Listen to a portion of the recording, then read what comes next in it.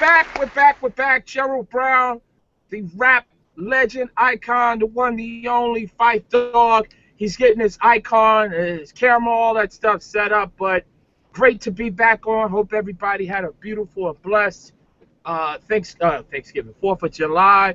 Hope it was a very, very safe one. And just to let you know, LeBron James hasn't decided what he's going to do as of yet. It's been very, very interesting, and we get Fife really excited to get Fife's take on just the whole process of everything that has been going on in terms of just the outlook of NBA free agency. As Fife, I know you still operating that. He's working on getting his camera and stuff like that set up, so definitely be getting it started on that. And now there are reports that Carmelo Anthony, according to Frank Iasola of the Daily News, has indicated that Carmelo Anthony will re-sign with the Knicks.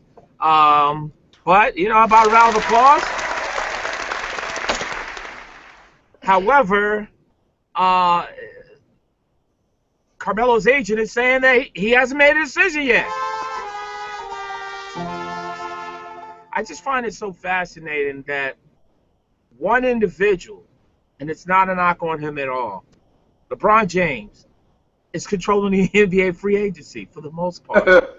It's crazy. Fife, I know you're working on the camera and stuff like that. Your thoughts on just really from this standpoint, in terms of just how free agency is moving. Like, we had the trade earlier with the Cavs, the Celtics, and the Brooklyn Nets. The Nets get Sergei Karasev, as well as Jarrett Jack. The Celtics get Marcus Thornton, and from Cleveland, Tyler Zeller, and a protected 2016 first-round pick. Your thoughts just really on the whole free agency as a whole, and then as well as your thoughts on that trade. I mean, the trade had to happen for Brooklyn, being that Sean Livingston signed with Golden State. Mm-hmm. So losing Jason Kidd as coach, Lionel Hollins just coming in, they definitely needed a backup point, somebody who could score, somebody who could play defense, and Jarrett Jack is that guy. But other than that, I think Cleveland is getting the best of all of this right now. Yeah, I mean, clearly they're operating under the assumption that they're getting LeBron James. And each and every single passing day, it is apparently becoming something that is, let's be honest, not something that's far-fetched. This move from the standpoint of Cleveland, it's all about clearing cap space, and it just seems like so interesting to how the dominoes have fallen in for them. But thinking of it from the standpoint of, I agree with you. Jarrett Jack was a must for the Brooklyn Nets, and I think he fits really well with this Brooklyn Nets team because he's not needed to come in and become the sort of vocal leader, i.e. the veteran. He can lead by example. This is a veteran-laden team. He can come in and really play his role and play his position. And I thought that he was very, very effective in that role when he was with the Golden State Warriors. In terms of Marcus Thornton, just a shooting guard for the Boston Celtics, is this just a matter of time that Rajon Rondo Fife will be moved? That's a very good question. It could go either way, but it's a possibility because maybe they're truly, truly rebuilding from the ground up. They just drafted Marcus Smart and James Young, so that could definitely seem like the future. As far as Rondo leaving, there was word that he could go to Sacramento. It's been a couple of places he could go to. But I'm thinking at the same time, with all that being said, Danny Ainge is having a hard time parting ways with Rajon Rondo. Yeah, and the thing is, Fife, here's the thing where you kind of believe that something could possibly be up. Is the fact is that James Young has not played at all in the summer league, and allegedly is reported that he's been dealing with a neck issue, and he hasn't played at all. And I don't know if this is something where they're trying to hold him out to possibly they sign somebody, but it's just been very, very interesting to see how this has all evolved. And you're right, Rondo might be on his way out. Now, Rondo could go along could Rondo, along with the first round draft picks that the Celtics have been able to obtain, be enough for the Minnesota Timberwolves to trade Kevin Love to Boston? Yeah, absolutely. I don't know what they expect. Yeah, Outside of that, that'll absolutely be enough. You know what I mean? Because you're getting a point. Well, then again, Rubio's there, so how's that gonna work? yeah, and see, that's what I was going to ask you, Fife, in terms of what message do you send to a guy like Ricky Rubio, who's still a young point guard? He's run the team. He had the injury to his knee. He still hasn't been the same. He seems like he wants to be there. And then in terms of draft picks, let's be honest. This was the year that we were led to believe that the draft picks were going to be some very promising guys. Not to say that that's not the case, but for the Minnesota Timberwolves, in order for you to get something close to equal value, I think you're going to need more than just Rajon Rondo and draft picks. I just don't see that being enough. And Flip Well, Saunders has a very tough task because the longer you hold on to this guy, the longer the more the value decreases as we continue to you're move along. right. You're right. And the thing is, Minnesota's been one of those franchises ever since KG left, ever since Mikhail decided to leave. They've just been whatever. Like I can't even remember the general manager's name, but the draft picks he was making was just ridiculous. It was point guard after point guard. It was Rondo. I mean, not Rondo. It was Flynn. Yeah, Johnny With Flynn. it was Rubio. It was Ty Lawson for a second, right? Yeah, And they yeah, sent it to Denver or whatever happened, right? yes. He was just picking a bunch of point guards, and none of his picks made any sense. So seeing all of that come together, that franchise don't even belong in NBA right now, as far as I'm Yeah. concerned. And you're talking about former GM David Kahn, and Yes, uh, him. he had the opportunity to basically re-sign Kevin Love to a 5-year deal instead of a 3-year deal, and that was kind of the sort of inkling that what there was a problem there. I don't know why, but I mean he really set that organization back. Talking about an organization being set back, the Cleveland Cavaliers created more cap space with this move, which is for LeBron James, hands down. Does this move lead us to believe that the Cavs will get LeBron back? It's starting to look that way. It's definitely starting to look that way. And if he didn't go back, I wouldn't necessarily feel sorry for them. But then again, like the moves they're making, it's just the writing's kind of on the wall. You know what I mean? And like you said earlier, LeBron is basically running things in the NBA with this free agency stuff just by sitting there taking his time. When he left Cleveland, you saw what it did to Cleveland. They got the first round pick the last 4 years, the very first overall pick 3 of those years. You know what I mean? Mm-hmm. If he leaves Miami, it's going to kind of be the same. Here's the thing where I take about the whole situation with Miami. I agree with you that this is a very, very difficult game that the Cleveland Cavaliers are involved with because it's almost like the girl that shot you down in school, in high school, that you asked out in front of all your boys and she played you. And then all of a sudden, you start to make a couple of changes here and there. You start to revisit that. And if it doesn't work out and she rejects you again, it's going to be even more painful. And for him to go down this road, listen, I admire the way he has conducted his business, but this is going to be a very, very difficult process for the Cleveland Cavaliers. Now, on the flip side of that, the Miami Heat won without LeBron James. So be it they had Shaquille O'Neal and Dwayne Wade and pretty much fresh out of college. But you can rebuild that. Could that be a place that perhaps we have a guy like Carmelo Anthony end up in Miami with a guy like Bosh or Dwayne Wade? Could we see that dynamic take place? Uh, I tell you what, I wouldn't watch NBA basketball if that happened. It'll just be corny to me. You know what I'm saying? Corny. But why? Because, first of all, Miami still don't have no point guard. Mario Chalmers is not coming back to Miami. I seriously doubt that whether LeBron goes back or not. Two, Carmelo in Miami with who? Wade? Because Bosh is looking at Houston, and even if Bosh stays, I don't really see them winning a title with Carmelo, Bosh, and Wade. Yeah, It's a far cry from LeBron.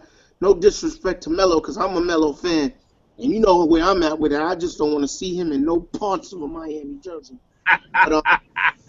But when you look at LeBron and you look at Melo, Melo is one of the best scorers in the league, shooters in the league. LeBron is one of the best defenders, one of the best facilitators. You know, he'll take a charge if you ask him to. Most of the time, you don't even have to ask.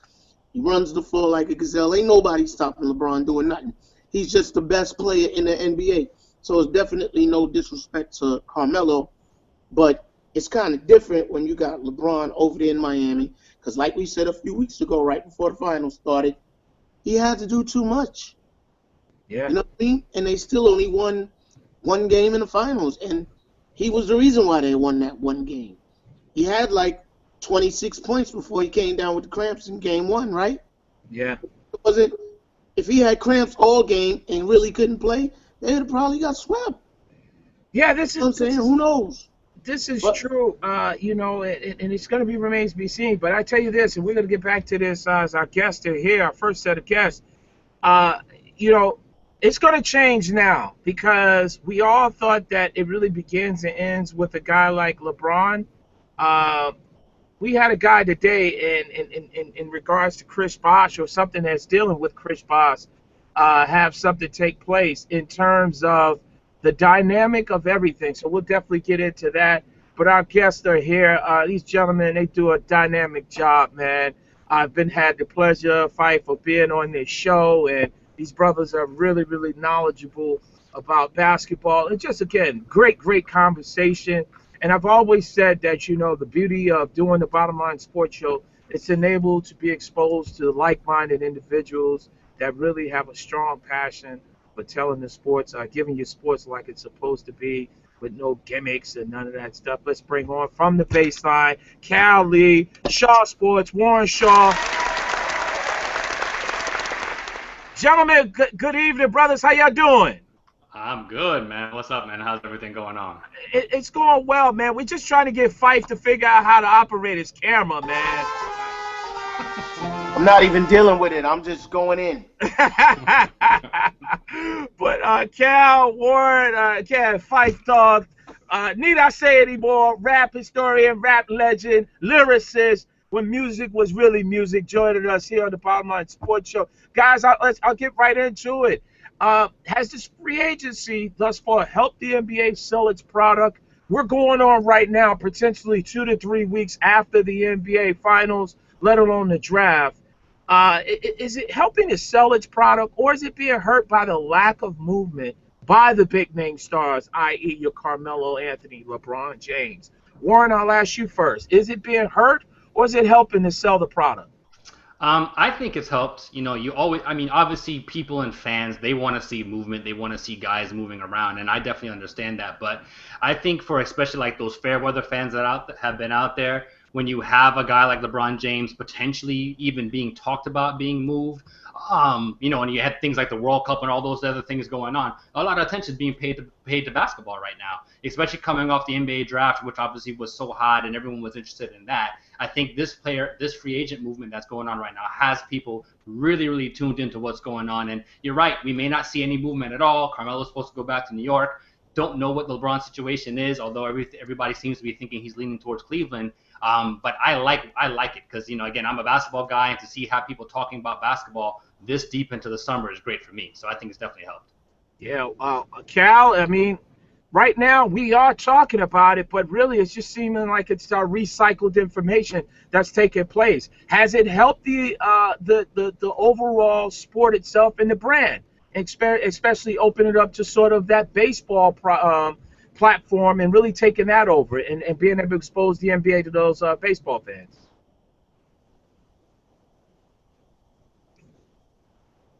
Cal, you there? Have some audio. Yeah, Cal, can you hear these? We have a little audio with you, Cal.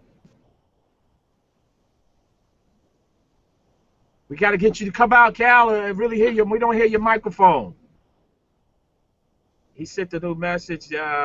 Okay, he said 1 sec. So, I mean, I honestly, Fife, we had talked about this before in terms of, I always go back to the whole situation that took place with a guy like Brett Favre. I thought that was so fascinating how Favre was able to captivate the audience in terms of where he was deciding to go, and you had all these things and helicopters. It helped the NFL. And I'm one that believes that the NFL perhaps have come to LeBron and Carmelo and said, guys, drag it out as long as possible. Let's just try to do that. You know, do you think it really in a situation that it hurts or help the NBA if these guys are not making a decision thus far? I mean, I think it can help the brand. It's exciting because I'm running to the TV every day, waking up every day trying to see if anybody made a move. I'm seeing Chandler Parsons with an offer sheet. I'm seeing Gordon Hayward, and that's all fine and good. But I want to know where the big fish, what pond are they going to land in? You know what I mean? So it's fun for me. However, what wouldn't be fun for me is dragging that all the way out, and then LeBron stays in Miami. I don't mind Melo staying in New York because who's going to turn down that type of money? You know what I'm saying? And it's my team. And then the thing that would disappoint me is if they put Melo and LeBron in Miami. I'll be pissed. I'd be pissed. So it'll kill the brand for me if you put the whole 2004 draft class on the Miami Heat. It's like, well, I couldn't beat them, so let me join them. But wait a minute, Fife. I got an issue with you. I'm not feeling that, though. You said that before. Not feeling that. You said that before on Sunday on Sirius XM. And one of the things about it is the owners. This is a job where if you're not fielding a team that is competitive, that is their right, Fife. That's like saying that right. No, you're right. If you go in the studio. You're right, but I'm just saying I don't like it. You know what I'm saying? It's bad enough the East and the West are straight Libra scale, with the West being up here and the East being way down here. Come on, man. Come on. I need it to be some type of even playing field. You know, some of these GMs just don't do their homework, and some of them do. But it's not enough that do. You know what I mean? So with Miami, it's like, well, we just made it to 4 finals in a row. Let's make it to 7. Let's go get Carmelo. And I don't knock them for that, but come on, B. That ain't no fun. And they still could very well get to the finals and get that ass whooped. Keep it real. But keep it real. Isn't a lot of it about, these players coming in as friends to the teams? Obviously, have to they too friendly. Exactly. Too friendly, absolutely. But Fife, if this is your boy, right? And it's like you've grown up playing high school ball together, or maybe even cross town or whatever the case may be. You have a chance now. It's the same thing they do like when they're in college or when they're in high school going to college. Hey man, you're gonna go to UNC or you're gonna go to Kentucky. If those things don't work out, especially for like LeBron who went straight obviously to the NBA, now Carmelo, spent a year at Syracuse. If those two are boys, I mean, is it really unreasonable to say, hey, man, I want to get a chance to play my homeboy, in the NBA? Like, LeBron and Wade were friends kind of after the league started or whatever, but LeBron and Carmelo have a true kinship that they've been friends since high school. So if they were to team up, it would really be nothing more than two homeboys saying, hey, you know what, let's play together. And that's the only thing that I like when people say that. I'm like, you know what, I don't necessarily like it. I don't like when people like these super teams form together. But when it's something as deep as that, because me and my homeboy said about, what if I was as good as LeBron, or what if you was good as Carmelo? Would we not want to team up and play together in a few years in the NBA? I think we would. You know what I mean? So I just think it would be better if they did team up, but the rest of the league was correct. It's not. I feel you on that. It's not. They might as well take the whole regular season off, at least when it came to the Eastern Conference games. Yeah, Fife Dog, Warren Shaw. We're still efforting to get Cal Lee into the equation, into this conversation. Again, Cal, I don't know, he maybe went to go get everything squared away. Maybe he had to do a little sound check or whatever. But I'll say this, Fife, you're very, again, true Knick fan and really diehard, and I respect that. But Fife, I want to ask you this before we move on. Mm-hmm. Carmelo Anthony, are you prepared to have him end up like a Patrick Ewing?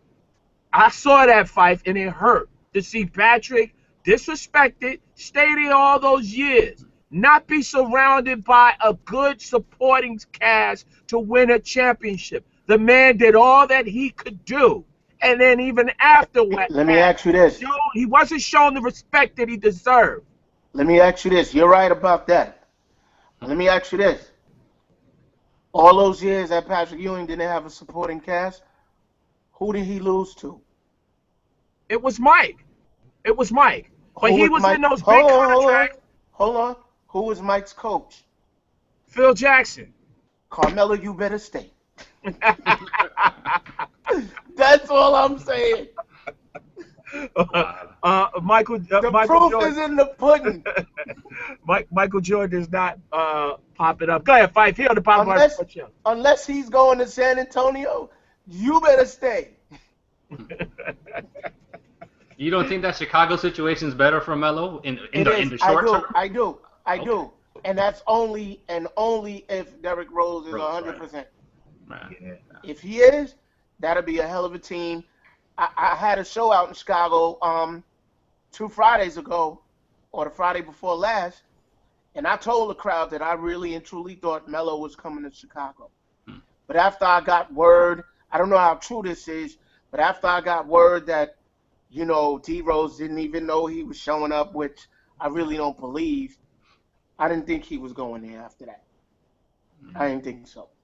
But it's still a possibility despite the fact, what's my man, Frank Isola? Yeah, Frankie Ice. He reported that Melo's staying in New York. I don't believe nothing until I actually see the press conference and, you know, he's holding up his jersey again for whatever reason. You know? I'm the same way. That's the same thing with all Yeah. the LeBron to Cleveland So, talk, or like LeBron leaving Miami. At the end of the day, as a fan, I would love to see him stay, even though, and I even more so would love to see him stay because of the moves that Phil made so far. But before Phil made those moves, I really felt he was gone.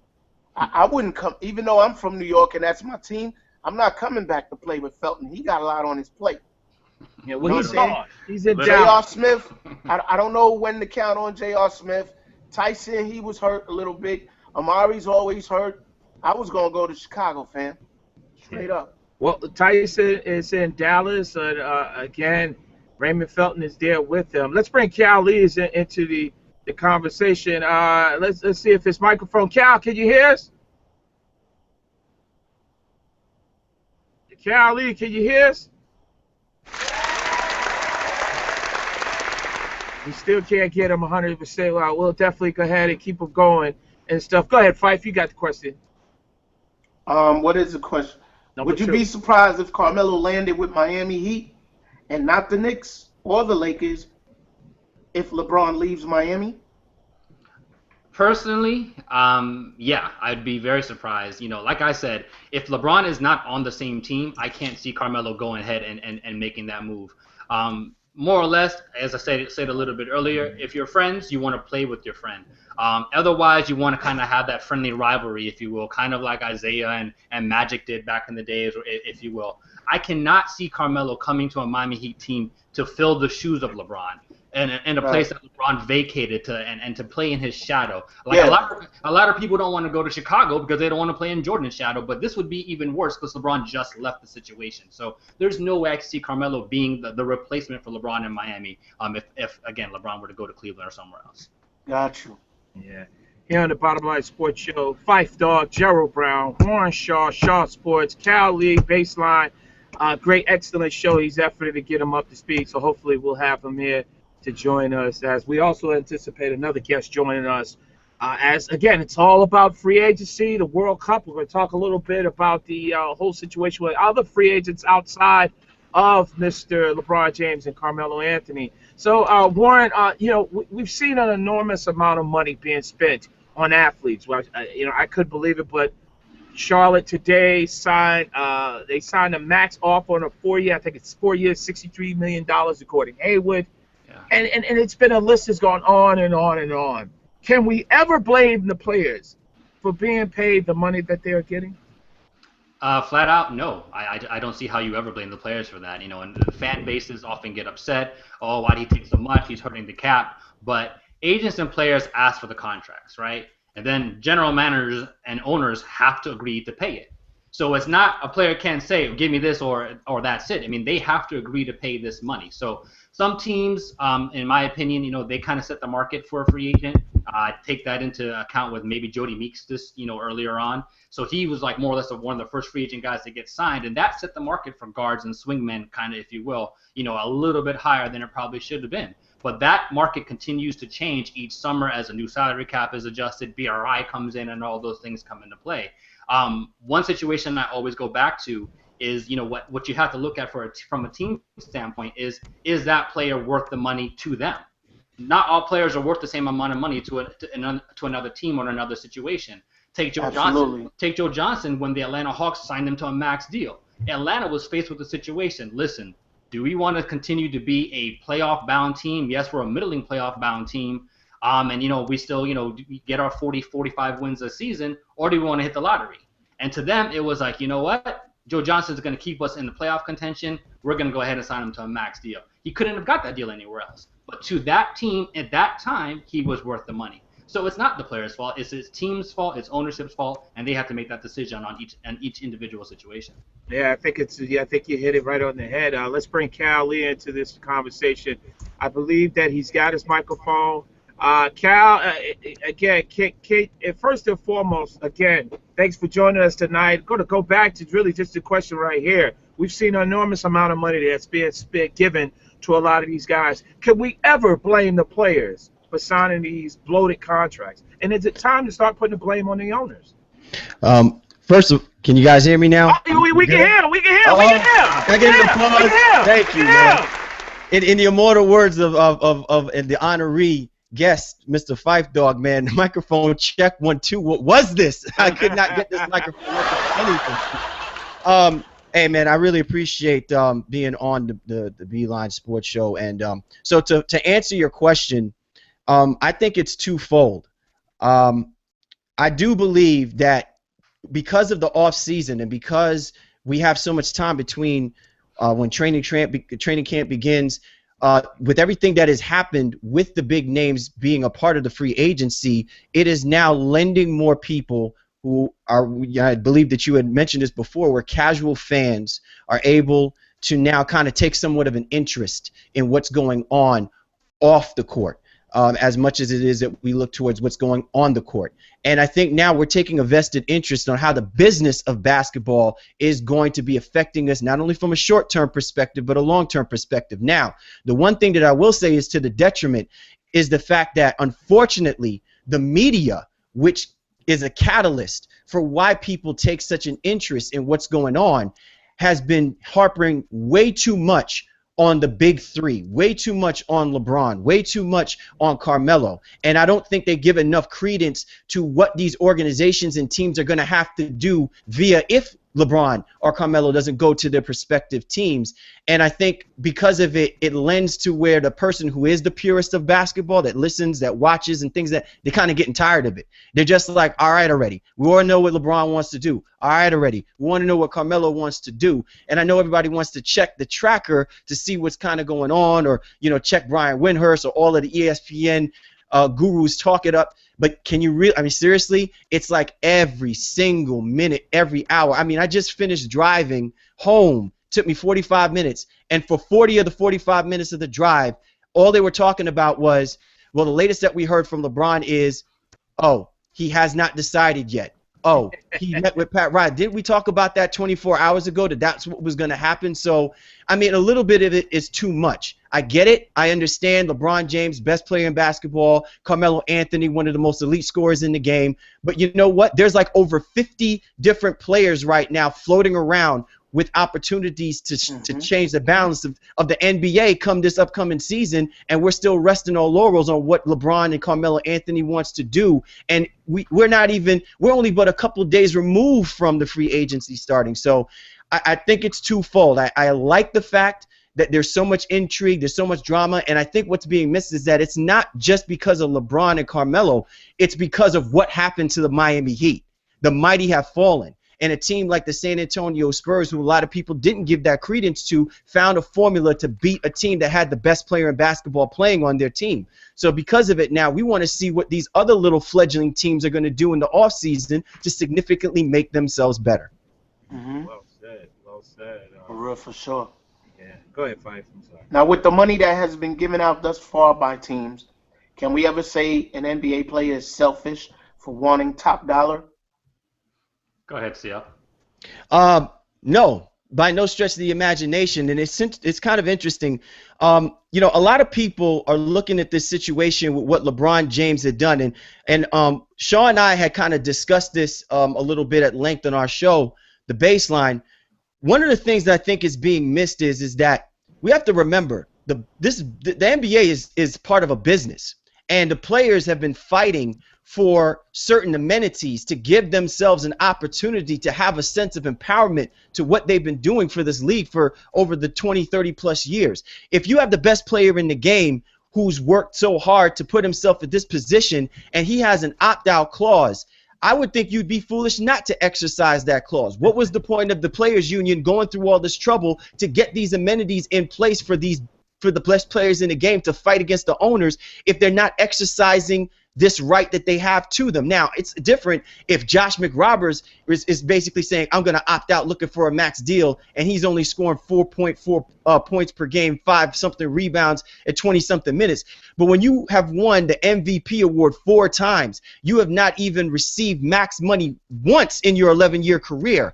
I would think at some particular point, while you're still at the peak of your athletic condition, you're using that clause, and it's justified because it levels the playing field, and it actually puts a lot of these other players on notice. It puts the owners on notice as well too.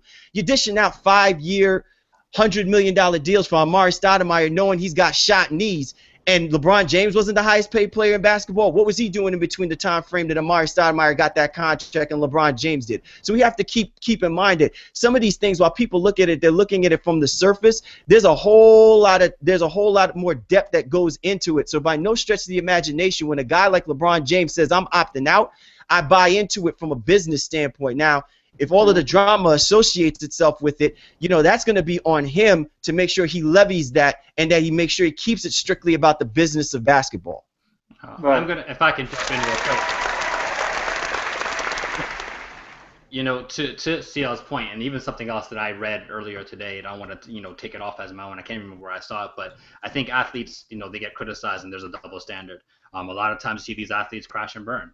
After they retire, they don't have any more money. And then they're like, oh, well, how did you make all this money? And then you lost all the money. And then when they try to get as much money as they can while they're playing, they get criticized for that as well. So it's really, really kind of an interesting catch-22 where that's concerned. And then you look at guys like Tim Duncan and Dirk Nowitzki, and even to a lesser degree, a couple of years ago, Udonis Haslem on the Miami Heat, they all took less money to stay with their respective organizations. I think what the difference is that all those teams they've never played for anybody else. So then they have a sense of loyalty. They have a sense of, kinship and affinity towards that organization where, what? I've made, you guys have done me right, and I've been here my entire life. Now I can go ahead and take a little less money to make you better. But anybody in any other position, if you're at your job, whether that's, a regular 9-to-5, whether that's McDonald's or wherever it is, if an organization is willing to pay you, you're going to take it every time.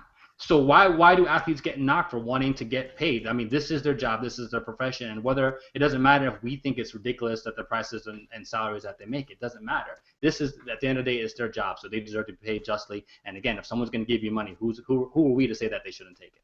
Yeah, and Fife, again, guys, great points. The whole CBA is structured that if LeBron doesn't take a pay raise now and he tries to take a small deal now, he won't be able to come back on the next go around next year and get a increase in his pay. But one, I think is so, one of the things I think is so overlooked. I think a lot of the times we look at guys like a Tim Duncan. You look at the San Antonio Spurs and you say those guys are really a rarity in terms of what they've been able to do and how they've been able to do it. But keep it in mind, this is a guy, Tim Duncan, that's he's never been home for the playoffs. He's always made the playoffs. Second of all, it's the difference when you come into an organization that wins. there's no reason to leave if you are constantly winning. And then if you go chase the dollar, well, then it's a little bit different. If you're chasing the dollar somewhere else instead of staying there, I think that we look at situations like a Carmelo in terms of you're going to stay in New York, but yet I can't but help Fife, and I said it earlier. That's Patrick Ewing all over again. A guy that will stay there and give his blood, sweat, and tears, and then the onus is never put on the general managers for the lack of things that they do. And you're right. Look, Gordon Hayward got $63 million today. There, and I think Warren, you said it, correctly. Joe Johnson, I think it was Warren or Cal, you said it. Joe Johnson was given all that money on max deal by Atlanta because they needed a face to the franchise. We're looking at the Brooklyn Nets right now with Darren Williams, a broken down Darren Williams. They need a face to their franchise desperately. They were moving in a couple of years before that to Brooklyn. They needed a face to really solidify their organization. That was essential. So you overpay in those situations. I never think that it's all about worth. It's all about, it's what you can negotiate. And right now we've seen it with Jody Meeks. We're seeing it right now with a guy like Gordon Hayward getting a $63 million. It's really amazing. Let me jump in real quick on a point that you made, Gerald, and I think it's a trend that I don't think people are really catching on right now as to what's going on. There's so much dependency on who is going to be the face of their franchise. And if you notice right now, teams like the Detroit Pistons, and even right now to the point, the Brooklyn Nets, they tried that move of trying to put somebody as being the face of their franchise. Hasn't worked. So now what do? You get a prestigious name, a person with some credentials behind them. And I'll even put the New York Knicks in this conversation. New York Knicks tried having that face of the franchise. And even now with this situation with Carmelo Anthony, whether or not he stays or goes, do you think that the New York Knicks at the end of the day are going to be completely worried about Carmelo Anthony, whether he stays or goes, if they know that they've got a guy like Phil Jackson running their organization? Do you think that the Detroit Pistons fan base is going to be worried about who's going to be the face of their franchise on the marquee floor as long as they've got a knowledgeable guy like Stan Van Gundy, whose family's credentials alone speak about the success that the organization could potentially give them? It's going back to those days where guys like Chuck Daly, guys like Pat Riley laid the foundation and allowed themselves to breed or grow someone that they feel like, all right, this person is going to be the face to their franchise, because the way that the collective bargaining agreement is structured, there's really only a couple of guys, which means that the percentage is like 0.00002% at best of guys that you can actually lay down to saying they're going to be the face of our franchise, because in the next 3 to 4 years they're going to probably be up and gone, and you really don't know what the team's overall stability is going to look like. Have they been successful? Have they been in playoffs? Have they won championships? Things of that nature. I think now organizations are realizing they got to get that management culture in order so that when they lose a person who might be perceived as the face of the franchise, people can feel like they're all right because the tradition of the organization is more important. It's what we talk about with teams like the Yankees. We talk about that now with the San Antonio Spurs because of what they've been able to do. And I feel like we're getting further and further away from the idea that guys are trying to look for that face. It would be interesting to see what the Cleveland Cavaliers do with Andrew Wiggins. Yeah, it's really interesting. Fife, you wanted to add something into this? Oh no, I'm good. I'm getting educated right now. What has been right thus far? And I'll start off with you, Warren. Here on the Bottom Line Sports Show, Gerald Brown, Warren Shaw, Fife Dog, Cal Lee. We're talking NBA free agency upcoming. We have a guest. I think we have a guest about 10 o'clock, so we're looking forward to that guest 10:15. I think here on the Bottom Line Sports Show. Warren, Cal, I'll start with you, Warren. What has been the worst reported free agent deal to you thus far? Wow, man. Well, I think we've talked about it a lot already. I think it's the Gordon Hayward deal right now, because no matter what, he's getting that money. Either the Charlotte Hornets are going to pay him 4 years at $63 million, or Utah is going to go ahead and match that deal at 4 years and $63 million. So, that's a done deal. He's getting that money one way or another. And, again, he's a max guy. No, he's not. I just don't see it. I think he kind of went around unchecked, if you will, a little bit in Utah. Trey Burke wasn't really up to par over there. Derek Favors had a rough season. Enes Kanter was pretty much non-existent, and had some issues with coaching. And Hayward got to pretty much do what he wanted to do last year. And for as good as he is, for as much talent as he has, he is versatile. He can pass. He can shoot a little bit, but his shooting percentage are not as great as people would think. I just don't see him, as a max type contract player, if you will. And I had some, debate on Twitter early in the day where I was like, max contracts kind of are always a little bit misconstrued. A max contract guy doesn't mean Gordon Hayward is as good as LeBron James, because a max contract for Gordon Hayward can't be the same amount of money as LeBron James. But at the same time, do you want to pay him $15-16 million a year if you're the Charlotte Hornets? And I don't know. I think that was a little bit rough. Avery Bradley probably was the second worst thing I saw out there at 8 years, $32 million. I just didn't agree with either one of those things. But like I said, Hayward is getting his money. There's no two ways about it right now. Wait, Avery Bradley got what? 4 years, $32 million. So $8 million. From the Celtics? Yep. Yeah, he was on the show right before you fight for Sunday. Actually, okay. yeah. What did he have to say about that, Joe? did he say I made out, or He said bling bling. You know what? I found him to be a very interesting young man, a very humble, quiet young man. So he alluded to the fact is that his mother passed away of a stroke at a very, very early age last year, which, again, just really a difficult time for him. So I think the thing about it is, I've always said I side with the players. If you're able to get that money, hey, so be it. I mean, let's be honest about it. I think we all take the money if it was a situation there. So that's really interesting. Cal, worst free agent deal of thus far this free agency offseason? Well, when the question was first introduced, I thought about it in two ways. I thought about it as the one of the deal that has already been constructed, and I'm thinking about the deal that should have been constructed. So I'm going to start with the one that was already constructed. I really don't understand the Orlando Magic's move with Channing Frye. I believe it's 4 years, isn't it? 4 years, $32 million, something like that. Yeah. First of all, the Orlando Magic went ahead and pull a sideshow Bob move in the draft, getting Aaron Gordon, right? Young, active kid, he's got a turbo. The kid, from what I've heard in reports, this kid is like the first kid in and probably be the last kid out as far as his work ethic goes. The Orlando Magic has got a very young, very athletic group. I know that Warren had mentioned the point that this is the direction that the Magic want to go, is the youth movement.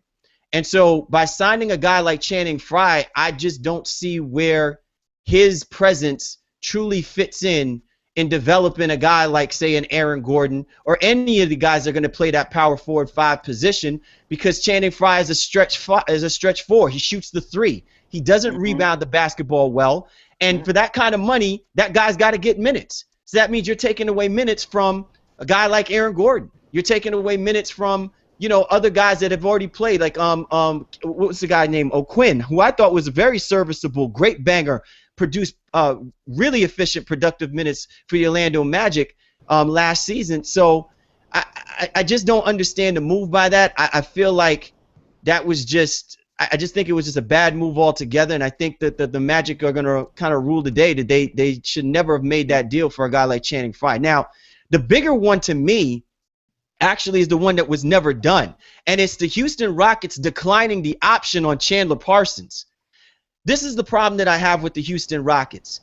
The Houston Rockets felt the need to persuade, say, LeBron James, persuade Carmelo Anthony. But wasn't it just this past season that they felt that the way to the championship was by making sure that they got Dwight Howard? Who was the person that advocated making sure that Dwight Howard wound up becoming a Houston Rocket that season before? Chandler Parsons. Yeah. Okay? And so I get it. The guy he wasn't even making a mill. Sacrificed his game. He is one of the, and I say this because Warren and I are big on this dude. He is one of the most dangerous, versatile swing forwards that is in the game. I don't even think his game even deserves to be in Houston. It probably deserves to be elsewhere so people can truly appreciate what this guy can potentially do. You can add me to that too. Yeah, thank you. I agree.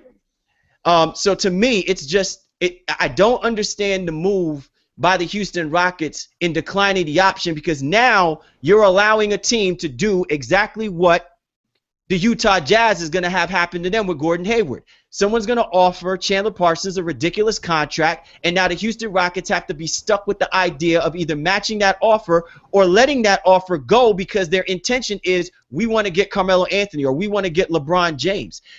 To me, I just think it ruins the whole culture behind why you're even putting this team together if the intent's to win championships. You can't say a year before the road to winning a championship was making sure that we get Dwight Howard, and then just because you got bounced in the first round by a very good Portland Blazers, Trailblazers team, you suddenly now saying, well, we have the opportunity to get LeBron James and Carmelo Anthony. That's what's going to make us win championships. And to do that, we're going to kill the culture of a team that only spent a year together to put themselves in the position they were in. It just, to me, I think Daryl Morey went from being, a top of the line type of executive to a guy now that's just throwing money at the problem and is not really understanding the ramifications of what's going to happen to this team in the next few years.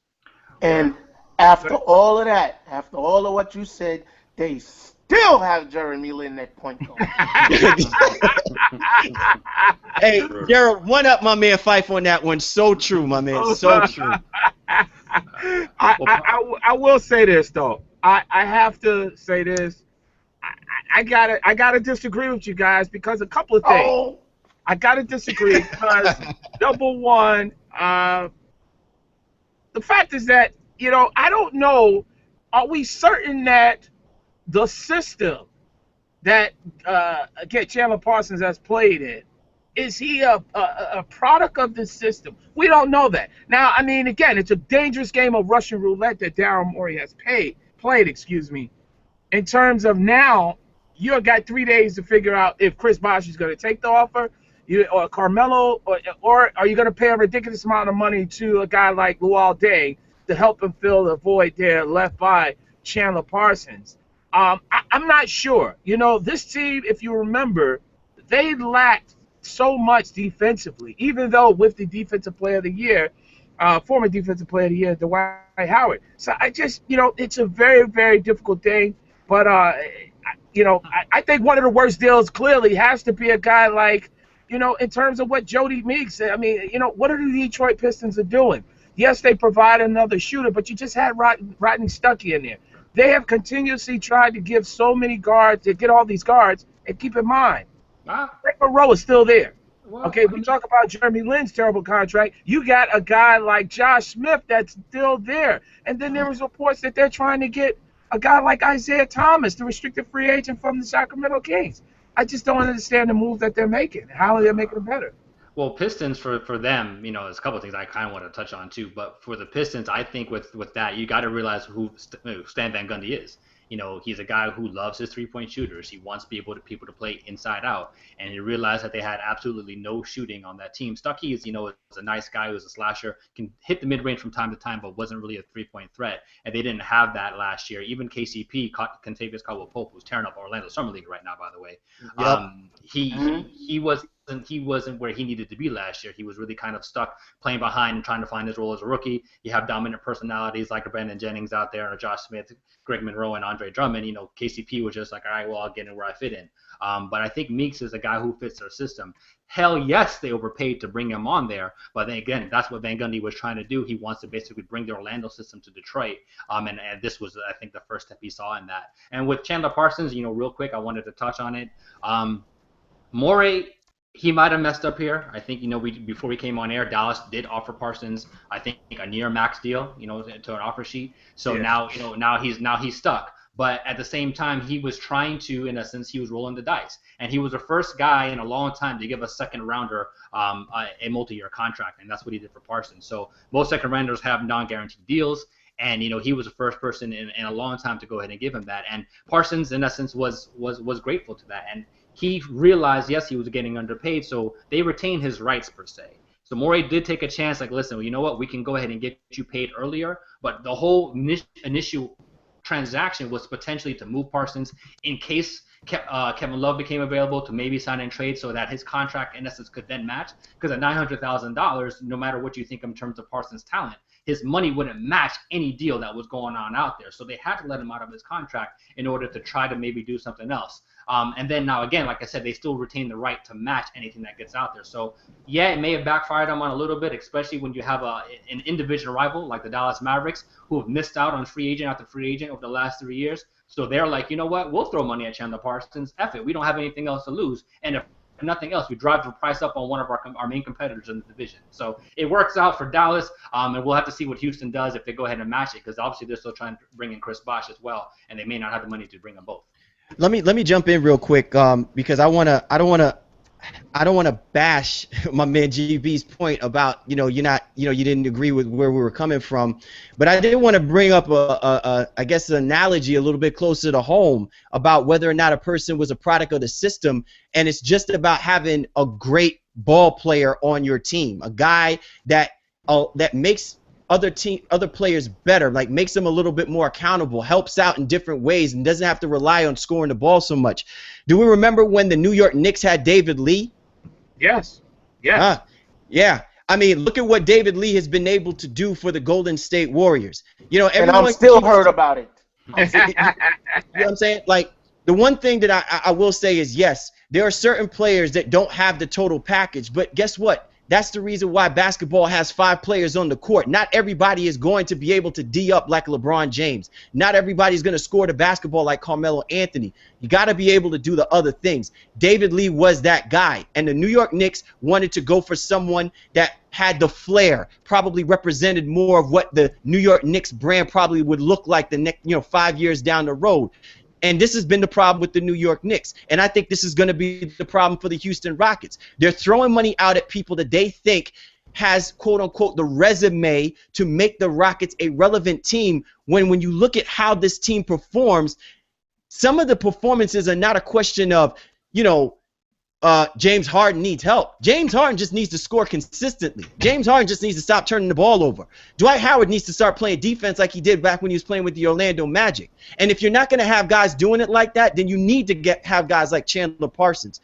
So while they're throwing out max contract deals to Chris Bosh, they're trying to chase after Luol Deng, keep in mind what's that saying to the player who's basically the glue for making this team one of the best teams in the Western Conference, which was basically considered murderer's row in that division, that the Houston Rockets had one of the better records in that conference. So that's what I'm saying. That to me is the outline effect when you do things like this, how it can impact your team, not just for the next year or two, but probably 3 or 4 years down the road, just because he doesn't, quote unquote, fit that image that Daryl Morey is basically bringing up with him throwing this money around.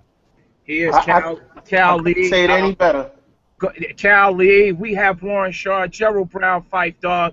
I will have to say this though, Cal. And I mean, I would agree with you, but does Chandler Parsons make them better? Because the lasting image I have of Chandler Parsons, not to say it was his fault, but I think it summed it up when Kevin McHale said it in the post-game press conference. I had told them to guard the three-point line. It was Chandler Parsons that lost his man, Damian Lillard. So the thing is that is Chandler Parsons enough to get them to a championship? No. You have to go after the guys like a Dwight Howard. You have to go after a guy like a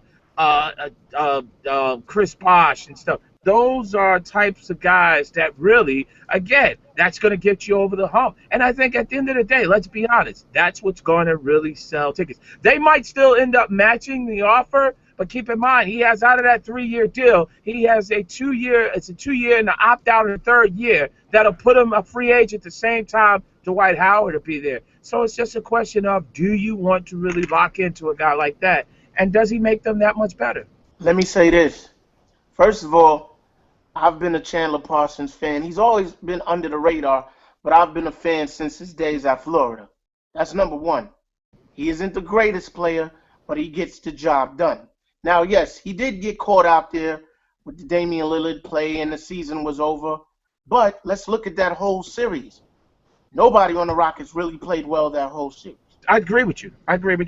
And then for them to look at somebody like Carmelo, I mean, you could always look at LeBron because you know what he brings to the table wherever he goes. But to look at somebody like Carmelo and put him with James Harden, the ball sticks when both of them get the ball. How's that going to work? And your point guard is Jeremy Lin. I just had to throw that back in. My favorite two players on the Houston Rockets, aside from the big wigs like D. Howard and James Harden, was Chandler Parsons and Patrick Beverly. Because Patrick Beverly is a spark plug. He brings it every game. A couple of cheap shots on Westbrook, whatever, but he brings it. So you know what? He brings that spark off the bench.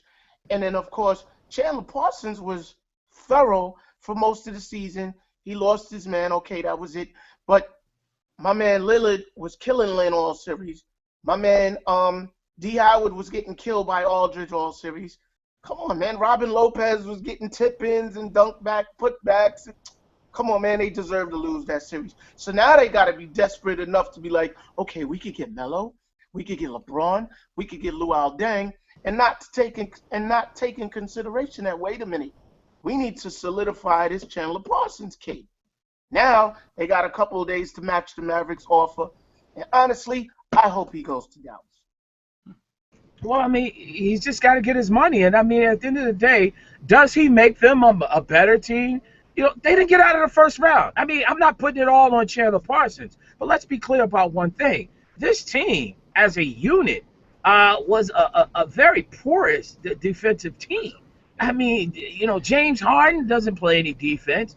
And, I mean, you know, we already know Jeremy Lin, like Fife had mentioned.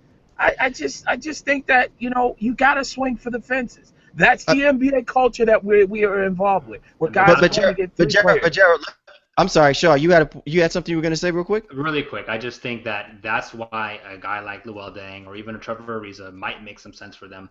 They can get the same offensive production that they got from Parsons, who was roughly like 16 or so per game. You know, if Deng is doing that and then gives you a guy who can actually defend the wing, I think that helps them per se. So again, don't get me wrong. I love some Chandler Parsons, but if they were to have to let him walk, and he's going to get paid 14 or 15, and you can bring in Luol Deng and have a veteran guy at roughly 10 or 12, I don't see that as a terrible move for Houston.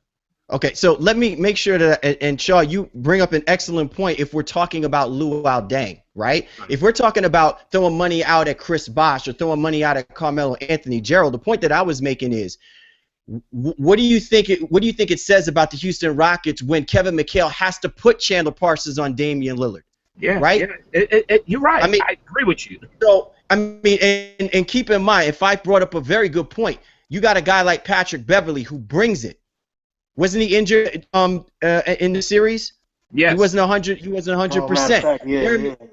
You know what I'm saying? Jeremy Lin is like, you know what I'm saying, is like butter on a hot Sunday on the with a skillet. Okay, he ain't sticking nobody. So you got to get a point forward to come and guard the best point guard, you know, literally in the playoffs at that particular time frame. And I'm not saying that Chandler Parsons shouldn't be held accountable. What I'm saying is that is a product of the problems that are existent with the Houston Rockets, and the solution that Daryl Morey and the rest of the organization is saying, we need more offense. Or else why are you going after guys like Chris Bosh and Carmelo Anthony?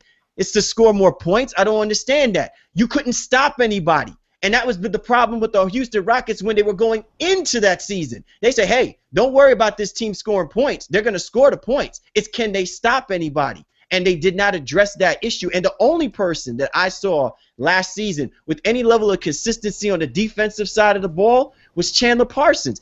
Dwight Howard didn't even look impressive defensively. Even if he got 3 blocks a night, it's the quietest 3 blocks a night you'll ever hear on Dwight Howard's scorecard, because Dwight Howard is no longer the intimidator. Dwight Howard doesn't put fear in people when they come to the paint. Tony Parker whips out his little lawn chair and is basically eating a croissant in the paint when Dwight Howard is there.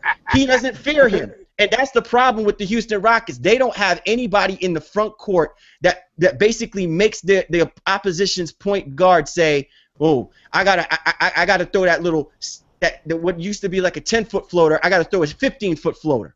You know, it doesn't happen like that. And And I'm a little shocked by that when you have one of the greatest power forwards in the game, in Kevin McHale, teaching these front court players how to play. That shouldn't be on Chandler Parsons because in that system, he's a stretch guy that's supposed to shoot the basketball. Yet he's the one that's doing most of the work and is doing most of the defensive efforts for that team to even make them look credible. Right. Great point. Great point. Guys, before we let you get on out of here, I think we have one more question. Go ahead, Fife. I'm sorry. With Gordon Hayward agreeing to a 4-year, $63 million deal with the Hornets, is Lance Born-Ready Stevenson making a mistake if he signs a 5-year, $44 million deal with the Pacers?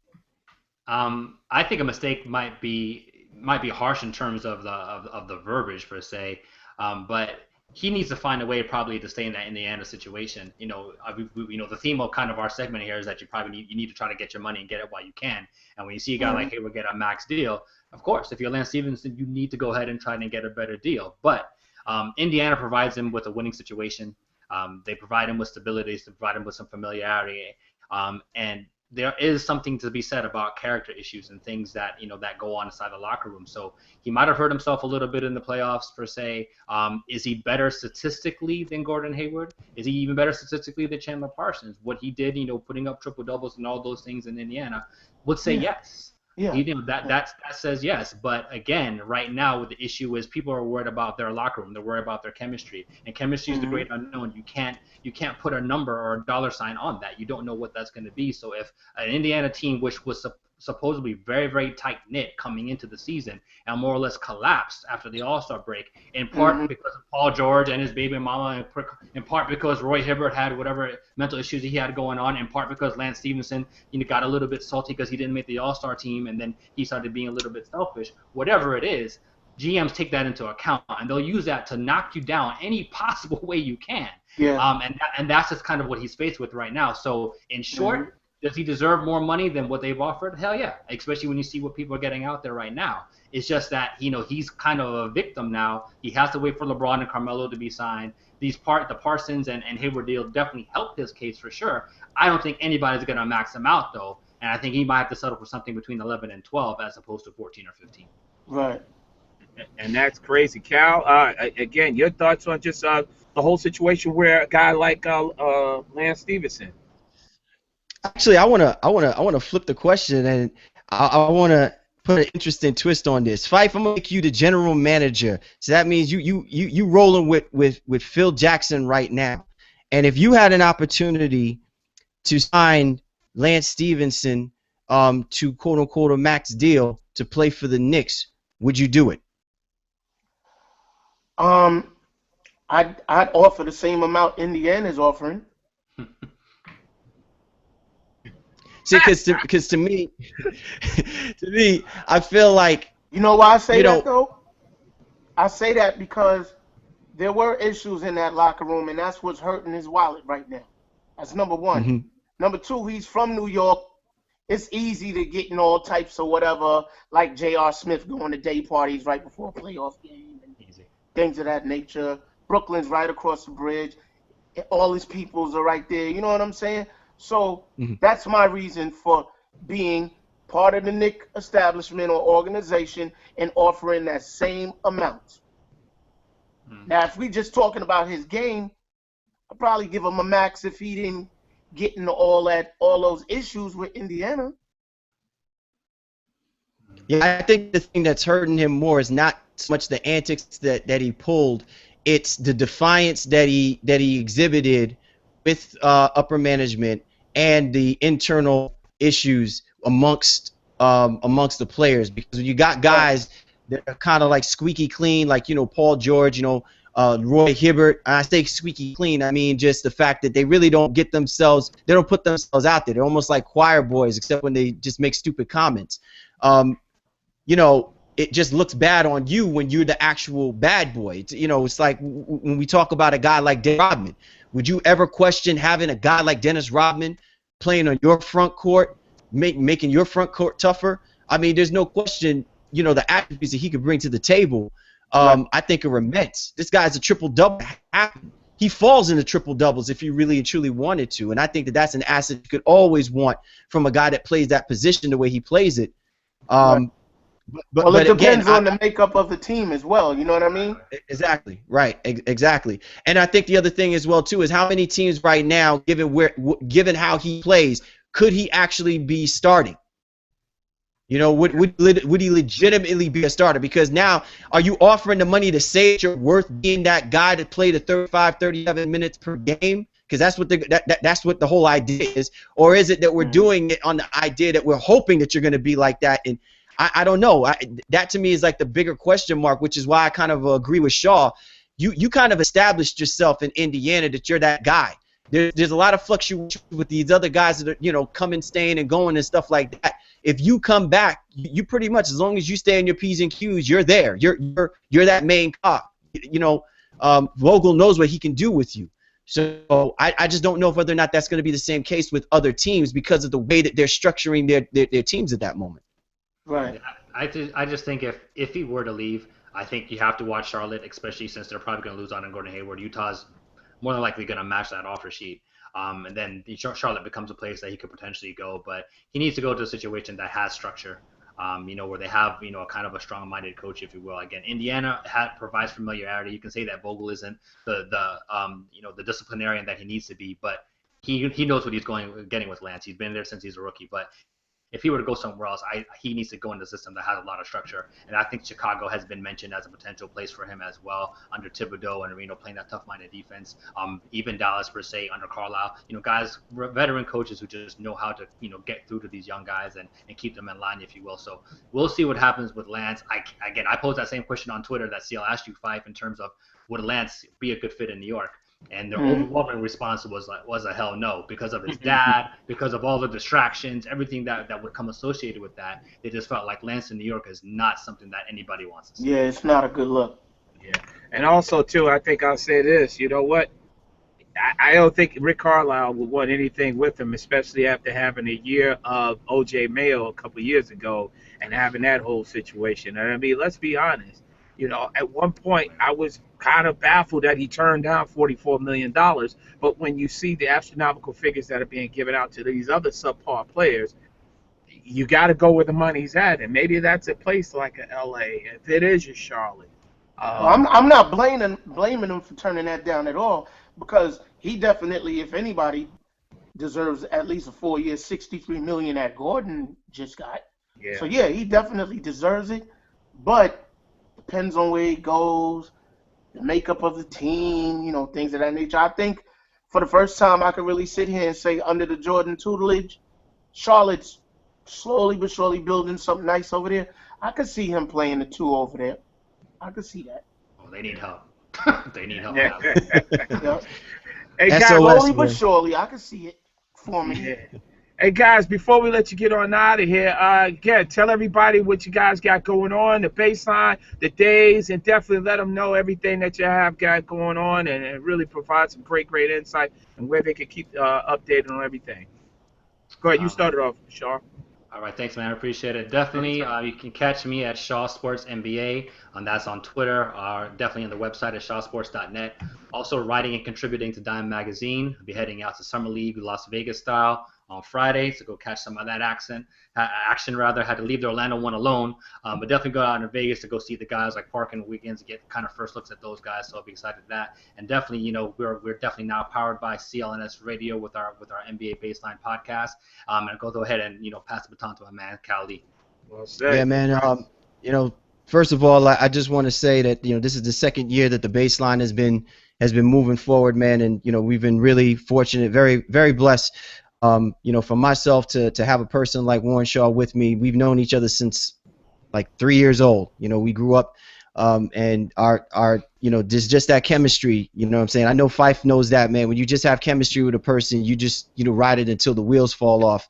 And so that's how the wheels baseline that fell off, fam. I know. I'm messing with you. Hopefully there ain't no foreshadowing, Shaw. So I'm leaving that alone, bro. Leaving that alone. But the Baseline, man, you can catch us on the Twitter side. The Baseline Twitter handle is at NBA_the baseline. We always love throwing out interesting thoughts and perspective. Our podcast is available. We throw it up every Monday, usually in the mornings, around 9, 10 o'clock in the mornings. We usually find it. If myself, I'm not just also into basketball. I'm also into baseball, football, and things of that nature. So I got to get myself geared up for a whole lot of sports happening in the next couple of months. But you can also get my Twitter handle at GameFaceLee. But yeah, man, we're just really riding some, really, really great things going on with the Baseline. We're trying to move in a positive direction, and just having the opportunity to be on your show, Beeline Sports Show, GB, man. As always, man, it's an honor to be able to be rolling with people that just know the sport. Have esteemed guests. I mean, legendary status guests like Phife Dawg. But he's a part of the team. He's definitely a part of the team. He's a part of the team. So, you know what I'm saying? Like, this to me is like, this is like a monumental moment for me. Like, you know what I'm saying? So, it's what makes what we're doing with the Baseline all the worthwhile, man. Sometimes, man, it's not even what we say and what we do. It's just kind of what we find ourselves getting into, and things like this, being on shows and just talking about basketball, hoops. I mean, it's a beautiful thing, man. Beautiful thing. No doubt, man. Definitely. I appreciate you, brothers, man. And I've always said I give credit when credit is due, because, again, that's the best thing that's out there. I don't think Phife and myself are the only ones that can talk knowledgeable basketball. And I think that, we got to open up more doors for all of us to really be able to sit down and really hold interesting conversations without saying something that's crazy off the wall and hating on somebody or saying something crazy. So, definitely, fellas. Anything I could do, always. Cal, I think. Shaw, I think you said you're coming to New York soon, man. You guys got to come up to the studio at SiriusXM. I'm coming right after Vegas, from Vegas to NYC. See my mom, see everybody, see my boy with his new baby. So definitely, I'll be in NY next week, bro. So I'm coming to check you. Hit me up, man. You know what to do. And Cal, man, you right over there, man. Come on through, man. Definitely when Shaw come up, you can probably come on over to SiriusXM studio, check out the show. Oh man, you just say the word. As a matter of fact, before we head out tonight, man, you just let me know a time and a date, and I shall be there. I will go in there. I will clean up the studio so that Shaw sees it looking pristine for him. Anyway, you know what I'm saying? This guy. You guys just gotta let me know. Hey, fellas, always appreciate, man. It's a pleasure. And listen, man, really appreciate you guys. And definitely, it seems like we're going to be talking about the NBA for at least another 2 to 3 weeks, maybe even further than that. So definitely look forward to doing this again. Definitely. Oh yeah, most definitely. Bye, man. Appreciate it, man. That's awesome, man. It's awesome. Anytime. Warren Shaw, Cal Lee. They do a great job here on the Bottom Line Sports Show. Peace, fellas. Take care, man. Deuces, fellas. Peace. Phife, again, some great insight into just the whole setup with the NBA and just the stuff that's going on. Very, very adamant about some of the stuff in terms of just the whole look at the whole ramifications with the free agency. But I want to switch gears somewhere as we get ready for our next guest that's coming up. Yeah, Greg Popovich re-signed today a multi-year deal with the San Antonio Spurs, and he signs his extension, and you have Tim Duncan deciding to stay and Popovich deciding to return. How big was this for this franchise moving forward, Phife, after coming off a 62-win season and basically mopping the floor with the Miami Heat? How big was this for this franchise? This right here is huge. I mean, we're all looking forward to what Melo and LeBron's going to do, and this right here snuck in like, whoa. If you're a basketball lover like myself, this is huge. You know what I mean? So I'm happy for that franchise. I'm happy for Duncan and Popovich, whether they win another one or not. But they're going to be right there knocking on the door either way. Yeah. Hey, Phife, now we got to figure out, is your camera working? Can you see me? No, I can't. See, you got to come out of that because we need you to see the next guest that's coming up. I got a guest for you. I want you to see the guest. So you gotta click off of your thing and come back, because we got to make sure that Phife is here to able to see the guest. We got to make sure of that. We got to make sure. So you want me to bounce out? Click out and come back, because we got to make sure you see the next guest. I think that, Greg Popovich, I think that clearly you can make a strong case and an argument that he is perhaps the greatest coach of all time. And I've always said, you're supposed to be clicking out and coming back, fight, because I want to get your thoughts and opinions on this. But you still talking to me. I'm waiting for you to go out. I'm like, we're going to wait. We want me to just be quiet? No, I feel you. All right, hold on. But the thing is, we've seen a guy like Greg Popovich, what he's able to do. And you think about, aside from championships, success isn't always measured based upon how many championships you win. They've had some good teams. Pfeiffer, you back there? Did you click out of it? Hold on, I'm trying to. Yeah, we got to get Pfeiffer all squared away. Hold up. Let's go ahead and figure out, can we get Pfeiffer all squared away? Come on, man. Leave me alone. Sheesh. We see, we got to fix Pfeiffer. We got to make sure Pfeiffer's microphone and everything is set up, because he's got to be able to see our next guest. And again, you might have to just click out of it, X out of it, and then come back on, put the link again. So we'll do that. And give me a second. Okay, you do that. So I'll keep talking. And as I said before about the success that Greg Popovich has had with the San Antonio Spurs, I think it's been monumental. I think you look at the success that they've had as an organization, where it's always predicated on it's what you know how to do. In terms of organizations, when they catch lightning in a bottle, knowing what to do and how to do it. And if you look at the track record, I think that every franchise, from the worst franchises to the best franchises, everybody catches lightning in a bottle, if you will, the whole saying. You look at the Sacramento Kings. They caught lightning in a bottle. They were able to make some moves. They ended up getting a guy like Vlade Divac. You bring in Chris Webber, and then they take off. They add Peja Stojakovic, pieces there. Every team is able to catch lightning in a bottle. Look at the Brooklyn Nets. New Jersey Nets. Jason Kidd goes there. They go to 2 back-to-back NBA Finals. It's a question of being able to have sustaining success. And that's the thing where you separate your good teams from your great teams. And you look at 2 drafts that essentially set up the San Antonio Spurs. From David Robinson to bringing the pieces around him. As David Robinson starts to fade out, you draft and successfully obtain a guy like Tim Duncan. Now, I know a lot of people sit up here and say, oh, you got Tim Duncan, they got Tim Duncan. But they've had pieces around Duncan. You drafted Manu Ginobili. You drafted a guy like Tony Parker. You draft all these guys, and then you add the other pieces around there. A Danny Green has played a role. A Tiago Splitter was drafted. This has been an organization from top to bottom that has been a mark of success. And it's been under the guidance of Greg Popovich as a head coach and R.C. Buford. Think about this, and this is something that's just fascinating. This is a team last year, they go into a situation, they win a champ, they come very close, 28 seconds from winning the championship, Game 6. They blow that situation. Ray Allen hits the big 3. Then they come back Game 7. The tip-in, they lose the game by 5. This year, they win 62 games. And if you take away the Dallas Mavericks series, nobody was able to stop them. They asked and said, we wanted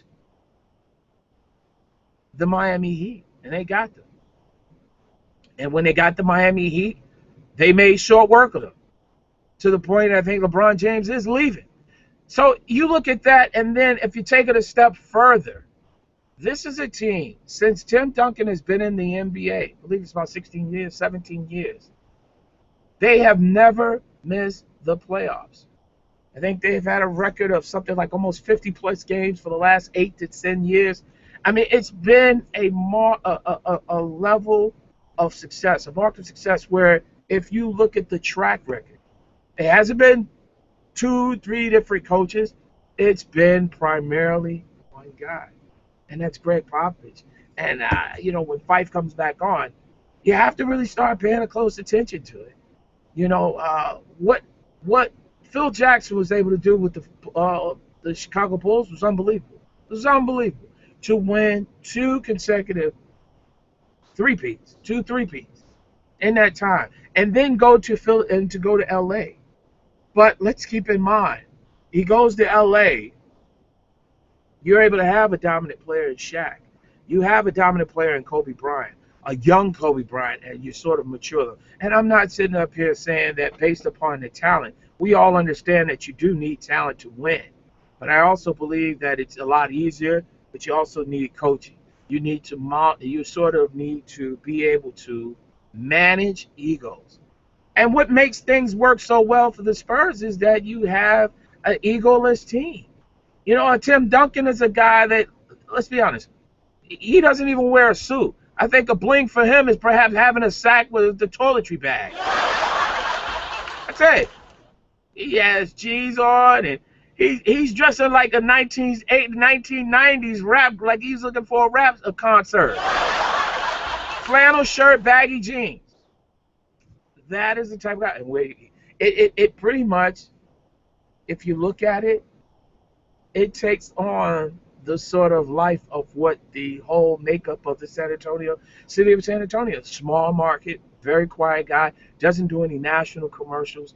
That's the whole thing. But it goes back to bringing in the right pieces. And they've been able to make it work on talent, not just talent alone, for 17 straight years.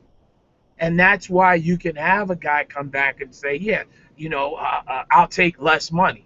Because the culture has been established that you'll get your money, but you're going to win. You can get all the money you want, but are you willing to chase championships, or are you just about your money? And he has had guys like a Tim Duncan that has allowed other guys like a Parker, a Ginobili. Now you have the young man Kawhi Leonard, all fall in line. So that's when these guys all fall in line, everybody knows to follow suit. It's like, look, this is what we're doing. This is what we're doing, and this is what you need to do in terms of understanding your role, understanding the things that you need to do, and this is how we do it. And I have to honestly say that, hands down, you can make a strong case that he is the greatest coach of all time. Here on the Bottom Line Sports Show, waiting for our next guest to come up,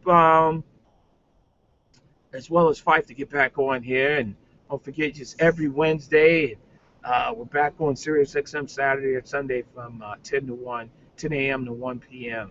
And it's just been amazing. And the thing is, so excited and so surprised, because if you look at what Greg Popovich, they're probably chasing Pau Gasol. But they're going to chase Pau Gasol for the right price. And the thing that's so fascinating about this team, you got to be very careful. This team is the lion in the weeds. They're going to let the whole free agency market play out. Not giving out no crazy money. Just letting it play out. Because after a while, that's when they'll start to move in and pick up a couple of pieces of there. We already know that a guy like Patty Mills, who's going to be out till probably next spring with the rotator cuff surgery, they're going to probably be in the need for another shooter, i.e. another backup point guard. You already got Corey Joseph there. So it's not a dire need, but this is a team that can lie in the weeds. And I've always said, if you go back, if you think I'm lying, look at every single team in the NBA. You catch lightning in a bottle. But what separates the good teams from the great teams, the great teams know how to sustain it. The good teams, they ride it, and then some way, somehow, they don't know how to continue to keep putting gas in the car. San Antonio Spurs. And nobody's following their blueprint. I mean, you look at Sam Presti in Oklahoma City. He's put his little spin on it, and he's trying to do some things in OKC. Well, we've seen they haven't developed a lot of their young players in terms of guys off the bench. It's going to be a pivotal year for a guy like Jeremy Lamb. Mitch McGary, I think, is going to be phenomenal. if he could stay healthy. Then it's going to be a guy like Sam Hinkie in Philadelphia, who's just really acquiring assets, not really looking to develop a develop a team. So it's those things, and then Rob Hennigan down in Orlando. So there's been guys that are there, but for some reason they haven't stayed the course. So now you bring in, like Cal Lee was talking about, they bring in a guy like they're bringing a guy like a Channing Frye, and a Channing Frye, basically, you give him $32 million, which I thought was unbelievable. You know, to give him that after the fact is that you don't know what type of player, how does he fit in the direction of that team? You know, what's the direction of the team? Where did it go? Those types of things remain to be seen in terms of just seeing how things are going to play out moving forward. And I'm just baffled. But, you know, again, everybody's looking at the blueprint. How do we sustain success? Do what the Miami Heat did. I don't think that'll ever be done again. Don't think it'll ever be done again to go to 4 straight NBA finals, to be a very, very dominant team. The CBA is put in place to not really be able to allow you to do that. We saw the Brooklyn Nets to try to emulate that. It's not that case at all. You know, not that case at all.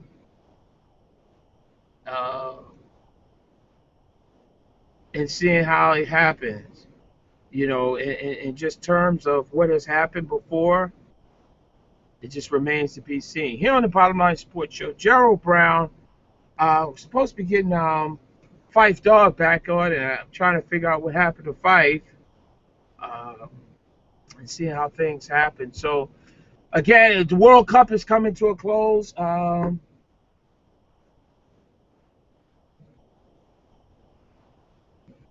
In terms of